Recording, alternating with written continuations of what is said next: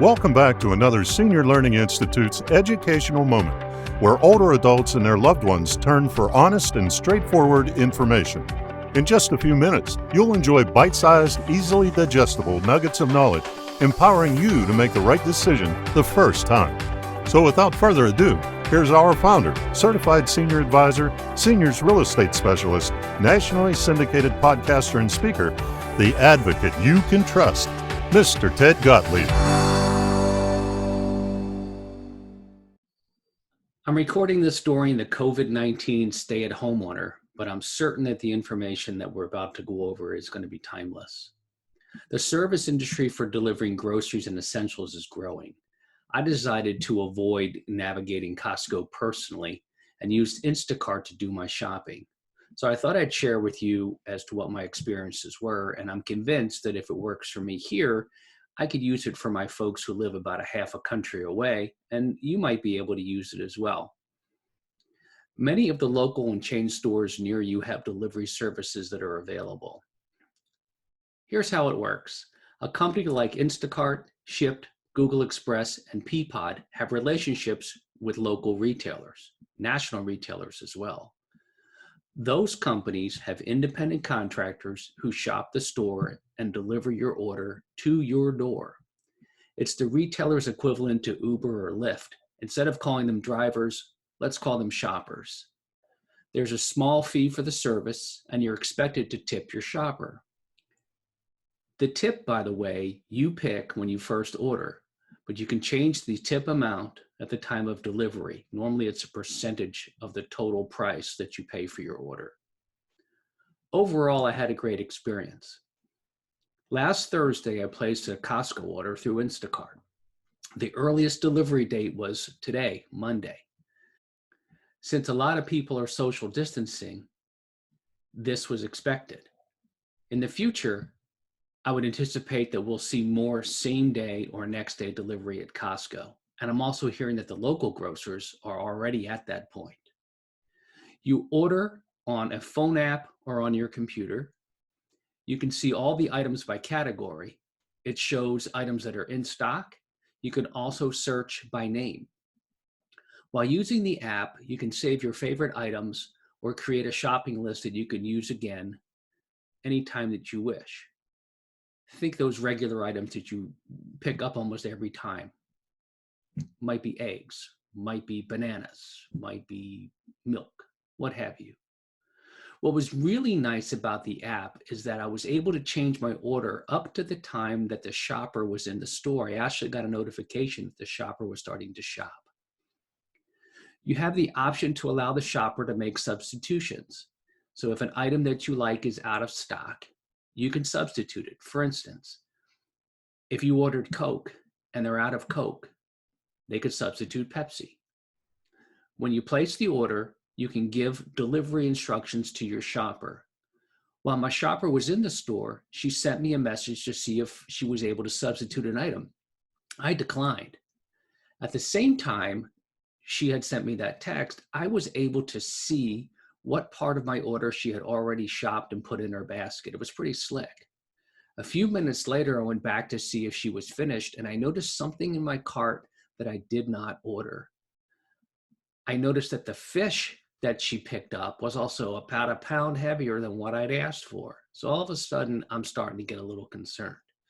I tried to contact my shopper, but she informed me by the time I had reached her, she had already left the store.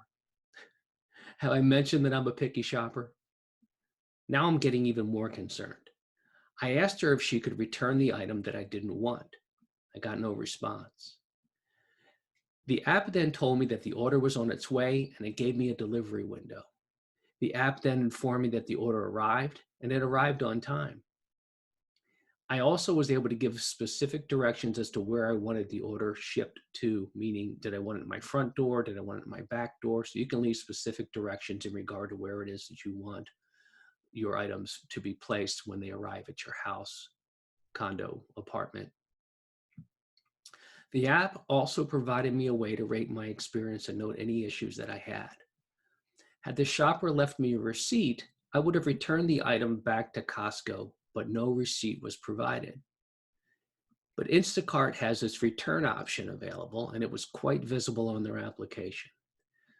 So I made a return request on the app. I got an email. And on the email, I explained what had happened. And within a few minutes, they issued me a credit. It was that simple. And they mentioned nothing about returning the item that I did not want. So the food pantry is going to get that. And I want to thank Instacart for going ahead and doing that.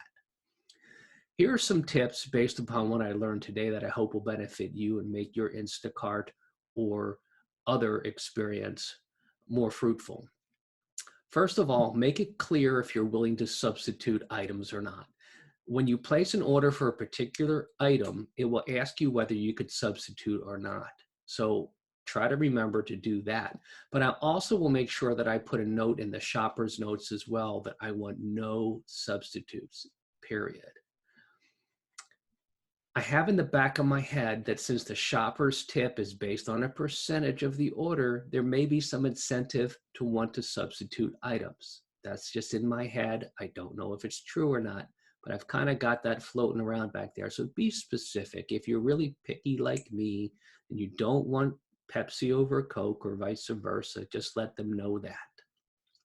Second, ask for a paper receipt, just in case you want to go back to the store in person, either shortly after you receive your order or somewhere down the road. Check with your store's return policy. I don't know if paper receipts are available on these type of orders. This is the first time that I've used it, but you can ask for one. Third, plan ahead for the essential items that you're needing. Demand dictates how quickly you will see your order. So if it's a busy time, you may find that it may take a day or two or longer to get what you want. So really, really plan ahead if you can anticipate it. If you're down to your last 3 rolls of toilet paper, you might want to find another option or plan when you're 6 rolls out. I don't know, whatever works for you. Fourth, you can buy a monthly membership and which will help you save on delivery fees. So it cost me $10 for the first month to be a member of Instacart.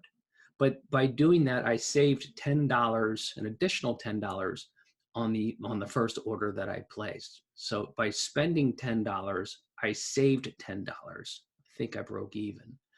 Plus, the membership works for whoever I shop for anywhere in the country. So if I decide that I'm going to shop for my folks, the membership that I have, I can shop anywhere local to my parents and have it shipped directly to them locally. There's no additional charge for that. So the memberships can go a long way.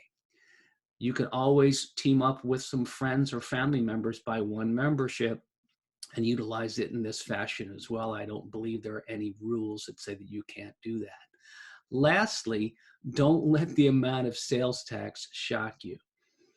It's not any more than you would pay in the store, but when I looked at my bill today and saw that taxes were close to 10%, it really, really caught my eye. So there you have it. Instacart gets 2 thumbs up, and I guarantee you I'll be using them to order groceries and essentials for my parents. To learn more, you can go to instacart.com, ship.com, or go to your local grocer's website. They will tell you which services that they subscribe to. Instacart mentions that they have over 300 retailers that they service, so odds are really, really good that they can help you as well.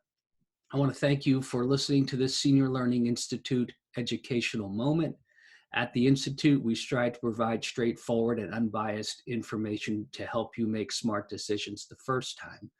Whether you're looking for tips to stay safer at home, selling your home in any condition, estate and financial planning advice, tips on caregiving, finding the right senior living community, estate sales, decluttering, you name it, we've got you covered here at the Senior Learning Institute, either through our online resources, through our website, or through our free nationwide referral network. To learn more, please visit us at theseniorlearninginstitute.com. Until next time, I'm Ted Gottlieb, Certified Senior Advisor and founder of the Senior Learning Institute.